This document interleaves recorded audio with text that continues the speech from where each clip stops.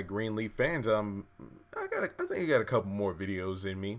Pretty much stemming off of the trailer for next week, the seventh day, along with some throwback scenes. I'm talking about. I actually went back and rewatched the initial trailers for the final season. I mean, if you remember, they dropped dang near half a dozen trailers for this particular season, each one different than the last. Like, they might share similar scenes, but they might have different voiceover dialogue or extensions on scenes, character reactions. But this video is kind of focusing on the fact, and I don't want this to happen, but if you look at where the story's going and how things work out, I think this might be it. So here's the thing. I think that the cliffhanger ending of the episode will probably be when the Greenleafs arrive at Calvary. It looks like, Bob is addressing the congregation and he's just like, hey, I was brought here, to help the church, to get it out from under the family that was running it into the ground because,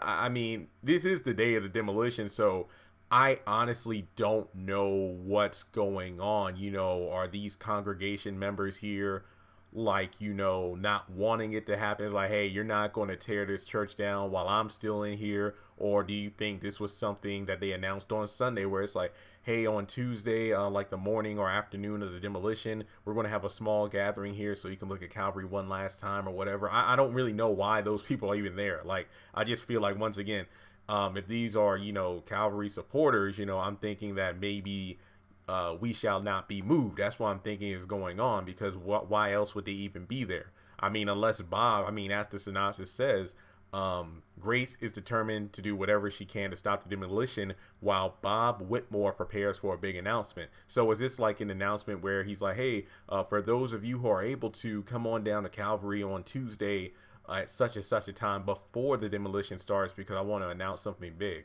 I don't really know. But in any case, we know the Greenleaf family shows up and, people are looking. You got Rochelle, Tara, then you got Phil, Judy, Fernando, and Bob. So in any case, we know that based on the trailer, Bishop gets on the stage and starts talking to everyone, and he's really emotional. And once again, I want to say what he said because his overlying voiceover is the only dialogue in the trailer. I have a few sins that I need to repent.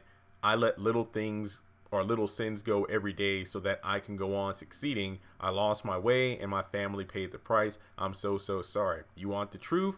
You'll get it. Oh, God blessed thing. So what exactly could Bishop reveal here? Like, is there truth to the whole will situation? Honestly, I don't think Bishop had anything to do with the whole Daryl James murder. I honestly don't. I do feel like Jacob or whoever else needs to go down to that storage locker and go through more of Mac's things, because I feel like there's really a lot of things in there that we just don't know about. I feel like the will is just the tip of the iceberg. So I don't know exactly how it's going to go down, but all I know is that based on the title of this video, and I don't mean to be talking in circles, but I really want to set the stage here.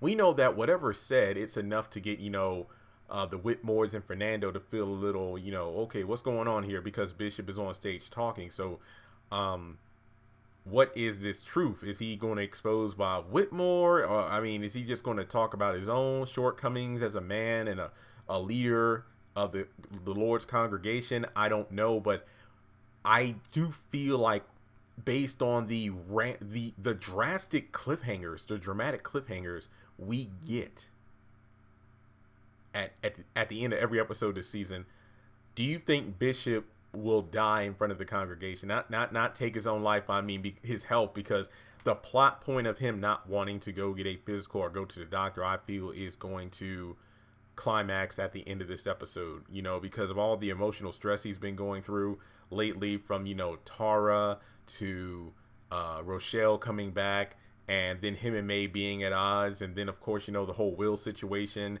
and now the fact that he's dealing with the church he built moments away from being torn down, and then confessing his own sins in front of everyone like that.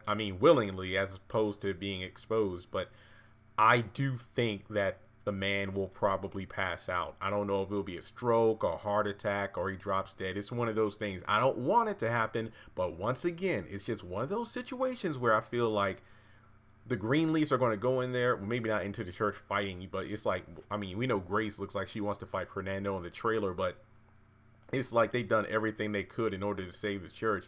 And at this point, it's like they possibly will lose the house. They're about to lose the church. And Bishop does the one thing no one else has done. It's like, they put down their weapons and then they just expose themselves to the public in order to, get things right with themselves, with the people around them, with their family, and with God. So I feel like, what a way if Bishop died or something right after he confesses everything. Like, that would be something else. I mean, and looking at the synopsis for episode 8, behold, that's the title, behold, Grace and the Greenleaf family, which I don't even know why they worded it that way. Did they just say that because, well, technically Grace isn't a Greenleaf, so Grace and the Greenleaf family must lay the past to rest once and for all as God's plan for the future unfolds. So, again, I don't want Bishop to die. I don't want anything to happen, but it definitely feels like there's a lot of setup, from the even though he's AJ's grandfather, just looking at the father-son moment between him and AJ, we talked about how, I never brought to myself to even remove one board to put the car together. And if we do it together, and put it together, it's yours. It's kind of like, Bishop was afraid. Oh, it's almost like the box was a metaphor, like he was afraid to even open the box because he really didn't. I mean, the whole message I believe his father was trying to tell him, as he told AJ, was faith without works is dead. So he didn't have enough belief or faith in himself to even remove the first piece of the box in order to try to put the car together himself. He had no faith in himself, and without the work, the car is pretty much metaphorically in the coffin, which is the crate. So when you look at him standing into the pulpit talking with the congregation, it's like, Bishop is removing he's removing the boards from the box. He's opening the top off when he gets up on the pulpit. And then, as he said, I have a few sins that I need to repent. I let little sins go every day so I can go on succeeding. I lost my way and my family paid the price. I'm so sorry. You want the truth, you'll get it. Oh, God, blessed thing. So in a way, it's almost like piece by piece, almost like, putting together, or at least, I guess you could say, Bishop reciting or regurgitating his sins to the congregation is like taking the pieces of the car out of the now open crate.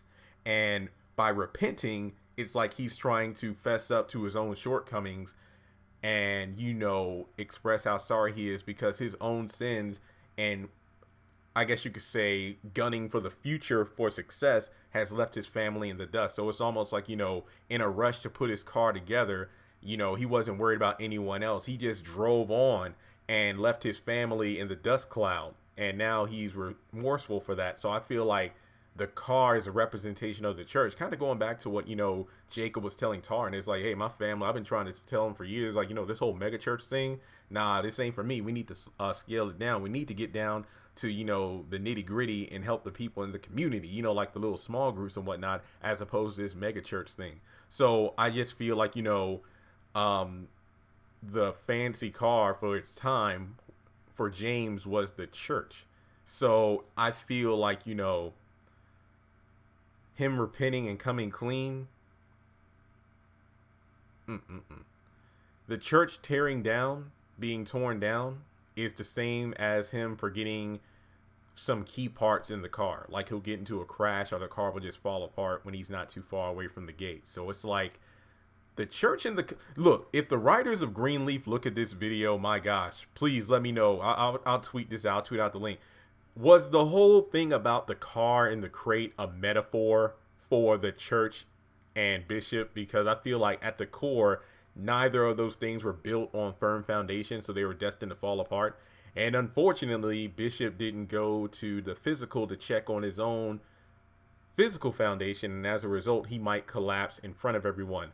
Boom, I just solved the puzzle. No, for real, if I'm right, oh my God, that would be amazing. Again, I don't want to see it happen, but the writing definitely feels built up to the point where I could see Bishop unfortunately collapsing, not just the church. So let me know your thoughts in the comment section below. Do you think Bishop is going to die? Because my gosh, imagine if he did that right in front of Rochelle and Tara. That would be something else. Or do you think he will just have some sort of physical malfunction, whether it be a stroke or heart attack or whatnot? It's just one of those things where it's like, ooh. I mean, again, Keith David with his voice and him actually giving such a heartfelt, vulnerable, repentant speech for the Lord to take him at that moment. Holy crap. Wow. So let me know your thoughts in the comment section below. I ain't gonna lie, that whole car thing, I did not even think about that. But here we go again. Let me take it a little bit further. He talked about the whole car thing with AJ. I could see AJ and Noah putting the car together, kind of like, you know, what Bishop and his father probably could have done, but Bishop never removed the top off. AJ removed his top. Okay, I know that sounds wrong, but he removed the top off of the box that he was in, closing himself off from Sophia, from Grace, and the rest of the family. He pretty much let it off, you know, because of the fact that he and Bishop got close, and then, you know, he started taking his meds. He and his father got close. So I feel like what the car should have been for Bishop and his father, it will now be for AJ and Noah. And then with the church, I don't know if they'll get Calvary back. Calvary might get destroyed, but guess what? Maybe but from the wreckage of Calvary, or maybe it's Bar, because I think May was like, you know, hey, we're going to tear this thing down and build it up from the top. You could say that either the wreckage of Calvary or Mavis's place can be the car that the remaining Greenleaf family builds up together, because faith without works is dead. I love it. So again, if I'm right, I don't mean to be like, yo, I was right. No. I would say the way I just projected my thoughts on everything, I think that would be fantastic if it played out that way, because it just showed that the writing is top notch. So those are my thoughts. Let me know your thoughts. And if you'd like to donate to the channel, because, you know, hey, this channel isn't exactly Calvary, but any donations do help, because I got bills. Hit me up on PayPal or Cash App, or join my Patreon for as little as $1 a month.